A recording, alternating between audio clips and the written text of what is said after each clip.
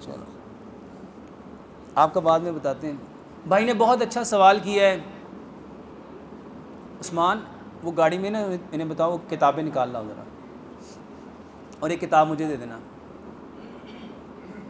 भाई ने सवाल पूछा है, हमारे ख़ानदान में सांस का बड़ा मसला है। मेरे मोहतरम भाइयों, मैंने किताब लिखी है नमाज एंड मॉडर्न मेडिकल साइंस।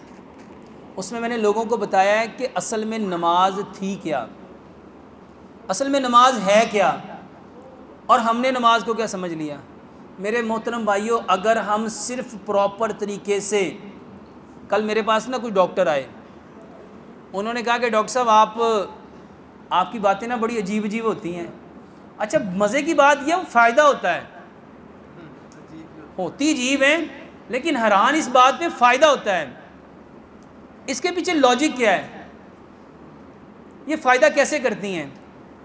वो कहने लगे कि मेरे शैटिका पेन थी, मैंने वो लंबा सजदा किया और अल्हम्दुलिल्लाह मेरी शैटिका पेन बहुत बेहतर हो गई बिना दवाई के। मैंने ना उसे ये किताब दिखाई, मैंने कहा ये मैंने किताब लिखी थी और इसमें मैंने लोगों को बताने की कोशिश की है कि ये किताब असल में नमाज है क्या। मेरे मोहतरम भाइयों, नमाज का एक एक पोस्चर, नमाज की एक एक हालत, अल्लाह की कसम खा के कहता हूँ, इस कायनात के अंदर बसने वाले जो इंसान है ना, उनके लिए रब ताला की तरफ से इनाम है, इनाम है। और बदकिस्मती हमारी ये है कि हमने उसको अपने ऊपर समझा कि ये तो साढ़े ते फ़र्ज़ है, इनके पढ़े बगैर तो गुजारा ही कोई नहीं। अभी मैंने क्या कहा, एक है अपनी मर्ज़ी से मानना और एक है डंडे के ज़ोर से मानना, तो बेहतर क्या है।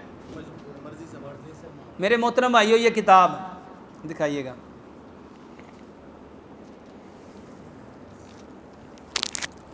इसमें मैंने बताया है कि ये जो सजदा है ना, सजदा, ये जितने लोगों की सांस की बीमारियां हैं, जितने लोगों को सांस की बीमारी है, मेरे मोहतरम भाइयों, सांस की बीमारी फेफड़ों की वजह से होती है। अल्लाह सुब्हानो ताला आपके फेफड़ों को 100% मजबूत करना चाहता है। और आप हैरान होंगे, हमारे फेफड़े,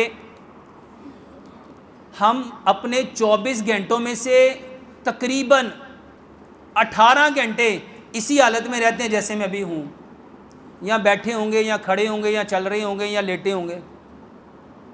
मेरे मोहतरम भाइयों, इस हालत में आपके फेफड़े 60 to 70% काम करते हैं, 60 से 70%।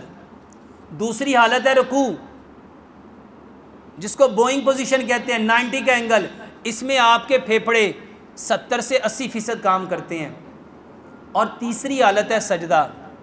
जब हम सजदा करते हैं ना, तो हमारे फेफड़े नीचे आ जाते हैं और पूरे खुल जाते हैं।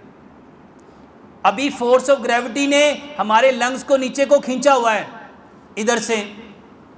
जब हम खड़े होते हैं तो हमारी टांगों से, जब हम सजदा करते हैं तो फेफड़े किधर को आ जाते हैं, नीचे।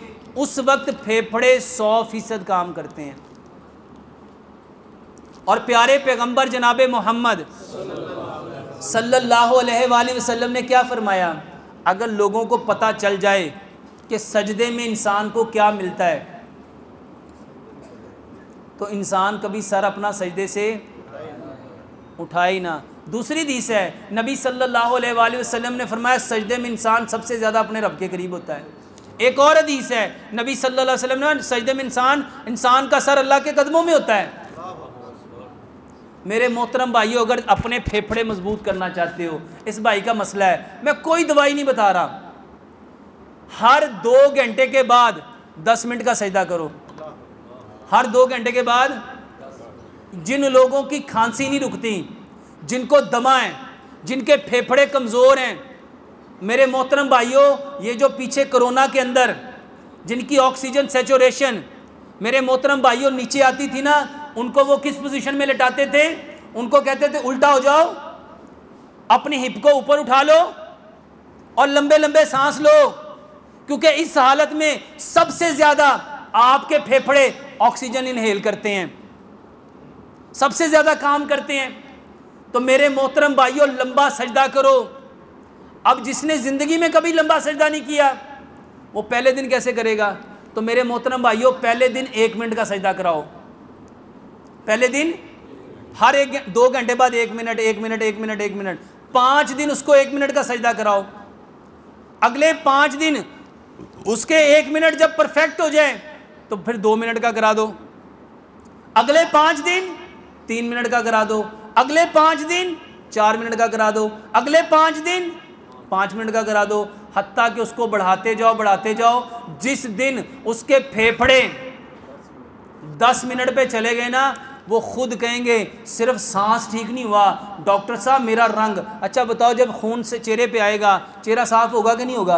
अच्छा, जब दिमाग को खून ज़्यादा मिलेगा दिमाग परफेक्ट काम करेगा कि नहीं करेगा? जब आंखों को ज़्यादा खून मिलेगा आंखों की बनाई तेज़ होगी कि नहीं होगी? जब दांतों को खून ज़्यादा मिलेगा दांतों का ये जो पायोरिया है, दांतों की सेंसिटिविटी है, ये जो दांत हिलते हैं क्या मजबूत होंगे कि नहीं होंगे? जब कानों को खून मिलेगा ये मजबूत होगा कि नहीं होगा? मेरे मोहतरम भाइयों, एक सजदा नहीं है, इसमें मैंने बताया एक सजदा 80 बीमारियों का इलाज है। मेरे मोहतरम भाइयों, सिर्फ सजदा लंबा करो, कोई दवाई नहीं है। और भाई पूछते हैं, अच्छा लोगों के यहाँ ये भी बड़ा प्रॉब्लम है कि सजदा लंबा करने से क्या मुराद है?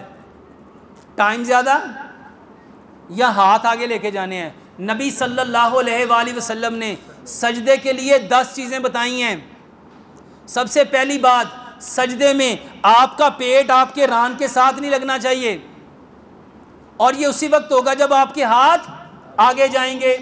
दूसरी हदीस, कुत्ते की तरह बाजू मत फैलाओ, कुत्ते की तरह बाजू मत बिछाओ, ये ज़मीन के साथ बाजू लगने नहीं चाहिए। तीसरी हदीस, बाजू ऐसे रखो कि बगल की सफ़ेदी नजर आए। चौथी हदीस, अगर बकरी का बच्चा यहां से गुजरना चाहे तो आराम से गुजर सके। पांचवी हदीस, 7 हड्डियों पे सजदा करो। कितनी हड्डियों पे? अच्छा, कौन कौन सी 7? 2 पांव, 2 घुटने, 2 हाथ, 7वीं कौन सी है? ये सवाल है। अब कोई कह रहा है नाक, कोई कह रहा है पेशानी। मेरे मोहतरम भाइयों, यह 6ठी हदीस, नबी सल्लल्लाहु अलैहि वसल्लम ने फरमाया सजदे में अपनी नाक खाक आलूद करो। और नाक कौन सी है? क्या ये नाक है? ये नाक है। मेरे मोहतरम भाइयों, ये नाक है, सजदे में ये नाक लगानी थी। 7वीं हदीस, नबी सल्लल्लाहु अलैहि वसल्लम ने फरमाया ज़मीन की सख्ती महसूस करो, ज़मीन की सख्ती महसूस करो। 8वीं हदीस, सजदे में आपके दोनों पांव आपस में मिले होने चाहिए, एड़ियां आपस में मिली होनी चाहिए, और पांव की उंगलियों का जो पेट है वो ज़मीन के साथ चिपका होना चाहिए। और 10वीं हदीस, सजदे में कभी भी आंखें बंद, ये 10 चीज़ों से सजदा करो। वल्लाह ये जो जितनी बहनें हैं ये कहती हैं दाने हो जाते हैं, एक्नी हो जाती है, पिंपल हो जाते हैं, फ्रैकल हो जाते हैं, ब्लैक सर्कल हो जाते हैं, ब्लैक स्पॉट हो जाते हैं, चेहरा काला स्याह हो जाता है, दाग और धब्बे बन जाते हैं। मेरे मोहतरम भाइयों, दवाई मत खाओ, सिर्फ सजदा करो, सिर्फ सजदा करो, सिर्फ सजदा करो। अल्लाह की कसम ये सजदा नहीं है। अगर पता चल जाए ना ये क्या है, बंदा कभी सर सजदे से उठाए ना।